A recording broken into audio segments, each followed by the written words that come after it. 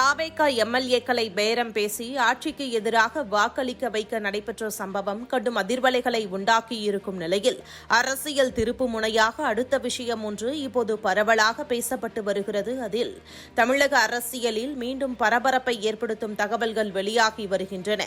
எப்படியாவது தற்போதைய தாவேகா ஆட்சியை ஓராண்டிற்குள் கவிழ்க்க வேண்டும் என்ற தீவிர முயற்சியில் முன்னாள் ஆளும் கட்சி தரப்பு இருப்பதாக அரசியல் வட்டாரங்களில் பேசப்படுகிறது. ஆட்சி கவிழ்ந்து மீண்டும் பொதுத் தேர்தல் நடந்தால் மக்கள் மனநிலை மாறும், அதன் மூலம் மீண்டும் ஆட்சியை கைப்பற்ற முடியும் என்ற அரசியல் கணக்கில்தான் இந்த நகர்வுகள் நடைபெறுவதாக சொல்லப்படுகிறது.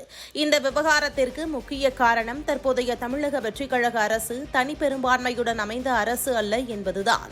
கூட்டணி கட்சிகளின் ஆதரவுடன் அரசு நடைபெற்று வருகிறது. எனவே சட்டமன்றத்தில் பெரும்பான்மையை இழக்க செய்தால் ஆட்சிக்கு நெருக்கடி ஏற்படுத்த முடியும் என்ற கணக்கு எதிர்க்கட்சி தரப்பில் இருப்பதாக சொல்லப்படுகிறது.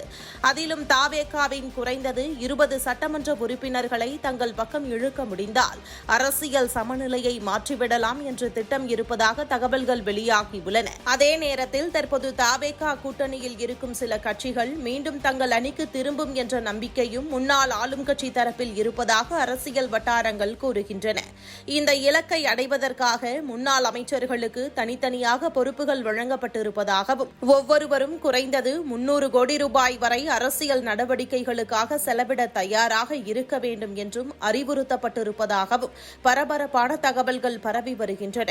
மொத்தமாக இந்த அரசியல் நடவடிக்கைகளுக்காக சுமார் 5000 கோடி ரூபாய் வரை செலவிடும் அளவுக்கு பெரிய திட்டம் வகுக்கப்பட்டிருப்பதாகவும் சொல்லப்படுகிறது. எனினும் இந்த தகவல்கள் அனைத்தும் அரசியல் வட்டாரங்களில் பரவி வரும் தகவல்கள் மட்டுமே. இதுகுறித்து எந்த அதிகாரப்பூர்வ ஆதாரமும் இதுவரை வெளியாகவில்லை. இருந்தாலும் சட்டமன்ற உறுப்பினர்களை தங்கள் பக்கம் இழுக்கும் முயற்சிகள், கூட்டணி கட்சிகளின் நிலைப்பாடு, பெரும்பான்மை கணக்கு போன்றவை அடுத்த சில மாதங்களில் தமிழக அரசியலின் முக்கிய விவாதமாக மாறும் என்று அரசியல் பார்வையாளர்கள் கருதுகின்றனர். மறுபுறம் ஆளும் தரப்பினர் இந்த முயற்சிகள் எதுவும் வெற்றி பெறாது என்றும் கூட்டணி உறுதியாக இருப்பதாகவும் சட்டமன்ற உறுப்பினர்கள் அனைவரும் அரசுக்கு ஆதரவாக இருப்பதாகவும் நம்பிக்கை தெரிவித்து வருகின்றனர்.